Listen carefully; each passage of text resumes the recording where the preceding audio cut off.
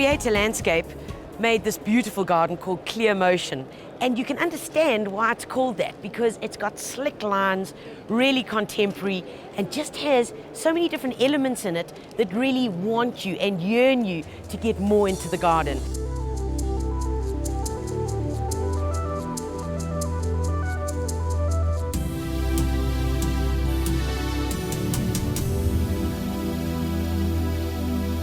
I'm with Neville Orsman from Creator Landscape, who put together a magnificent garden right here at Grand Designs. Are you glad it's all done? Yeah, yes, like 3 days to get all this out of the way, eh? Talk me through the name of your garden, first of all. That's very interesting. Well, Clear Motion, you know, because I chose a very contemporary theme, you know, and the lines in the garden are very clear, you know, and they, you know, the form is such that it just leads you through the garden. There's no effort. When you look at this garden. It's very gentle. So it's very gentle. So I thought clear because, you know, it's effortless, and motion because it represents change. And in a garden, there's always change. I like that. Now, where did you find that idea from? I mean, and especially that aeronautical thing that's happening in the propellers, or maybe you can give me a bit more definition towards that. Well, what I essentially did is I looked at the brief and I said, it's got to be contemporary. And I thought to myself, you know, that a pocket knife, just, you know, the normal pocket knife, and take 2 of those and cross them over one another would create quite a nice, strong architectural design, okay? Yes, yeah. And I always had in mind that I want a very strong central focal point in this garden. So hence, where they intersect is the ideal opportunity, because remember, the eye goes down and then I go up vertically, so then you have the water feature. So it just flows in like that. So yeah, from a design perspective, contemporary to me is, you know, quite strong architectural lines.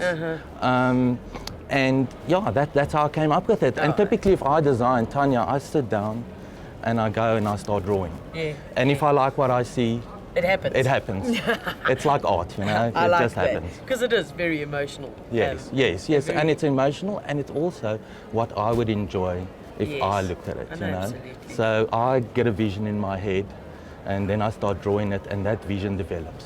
Now, thinking about if that space that you've got there, and that space is ideal to go into anyone's garden, and it can literally be expanded or even made a bit smaller. Talk me through the ideals of that garden. Okay, so typically this garden, like you say, it can be plugged and played anywhere. Okay, it would look good in an atrium if you shrunk it a bit, and atriums are becoming big things in homes. People have internal gardens. It could be a very strong entrance garden, you know, where you walk around that water feature if you just expand it a bit. In terms of the planting of this garden, it's a very low-key, low-maintenance garden. So again, it's for the guy who works hard. That also wants something nice, you know. And it's a time aspect there, because a lot of folks don't have a lot of time to spend in their gardens. Yes. I mean, and those little hula hoop things there. Yes. You're going to have to hold me back from jumping through some of those, so keep an eye out on your garden. But anyway, I mean, those Eugenias are fabulous. Yeah, and when I bought them, actually, the lady I bought them from, she said she grew them for last year's World Cup. To put soccer balls in there. Okay. And they didn't go well. So I said to her, well, I think in my garden they're going to be a charm. It's lovely because it gives you that movement as well through the garden. Yeah. And if you look at the plant in there, the pachapodiums are very strong architecturally, because concrete is hard and strong in mass. So you want to balance that with a strong, hard plant. So therefore I use the pachapodiums to give me that balance. Okay, now I've got that sorted. It works nicely there, and then you've got the water features kind of just pulling out in between them. That's it. And then the candles that I've made out of the concrete also pulls your eye up, because they're also vertically. And then obviously we want to bring some soft texture in. So the Acer palmatums does that for us, you know, the colocaceas in the planters. And it's a bit of a yin and yang going on there. It is, without even trying. Yeah, I mean, exactly. Symmetrically, it worked out so well, you know. Now, in the build-up, putting your little scissors together, talk me through, first of all, how did you make that thing? And then getting it to fit in there was quite a thing. Yeah, so it's all about the planning, like you know. It's all about the planning. Luckily, I know a guy that's very good with steelwork. Yes. So I took my skull drawing to him and I said, listen, I need these 2 pocket knives and this has got to be the size, etc., etc. Yeah. He started making them. I went there a few times, So changed you created almost a lip for you to then put your concrete inside. So my lip was done. When I put that lip down on the ground, my pattern was already on the Excellent, ground. yes. Okay, my levels was established and my pattern was on the ground. Then because it's a show, I filled it 3/4 just with river sand, Yes. which I then compacted. Now in Right. real life you won't do that. No, you would fill the whole thing. You would fill Yes, it. yes. So, and then I obviously mixed the cement after I compacted the river sand and I applied my concrete mix. Correct. Now, overnight, because again this is the show and we don't have sunlight, so it doesn't dry so fast. Normally Yes. on a site, you can float the afternoon after you For bought sure. the morning. Yes. But here, the next day we came back and we floated it, and that's what gives us that smooth finish. Beautiful. You Is know? that a steel trowel finish? that That's a you steel used? trowel finish, yeah. Lovely. Yeah, so that's very smooth, and I wanted that look. Yeah, and it's very I wanted slick. that Nice. slick, soft, because actually now the cement looks soft.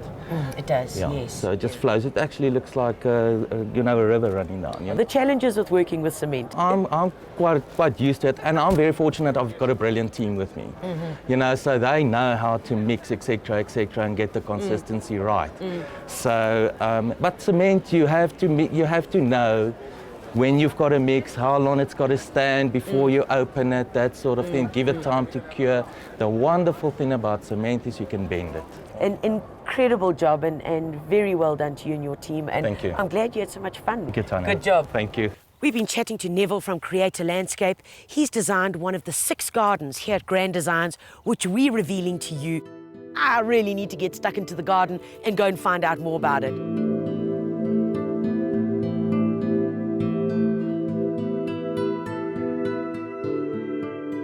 Take a look, number 1. Beautiful water feature, smack bang in the middle, giving you some height with this lovely pebble texture. Oh man, I just want to carry on touching it. Really, really beautiful. And then of course, balanced on either side, we've got these Eugenia hoops. Now Eugenia, we've told you, is one of those easy plants, really difficult to snuff it. So beginner gardeners, there's another plant for you. Now if you let that plant go in the garden, just grow as normally, it could get 3-4 meters in height quite easily. But as a clip specimen, it is really easy. So have a look here as it's been grown, as these hoops also gives you that motion. And remember, not only that, but it's about the repetitiveness of them. So by having one of them in your garden, well, it's going to look a bit lost. But rather here, 5 in a row, creating that fluid movement really does work. The pachypodiums on either side giving you the beautiful height, and it's a change in texture. And the plant that I really like is the little guy at the back there, in between the little lanterns. That's called Juncus, Juncus kraussei. It's a grass-like plant, grows anywhere, can also cope with a bit of frost, wet feet, as well as even in quite a dry position. Sunny conditions, it loves. Gets a little seed, and the seed the birds just love. They dig it a lot. So we've got a garden that's not only good for the eye, but great for the birds, and a really place that you can enjoy and relax.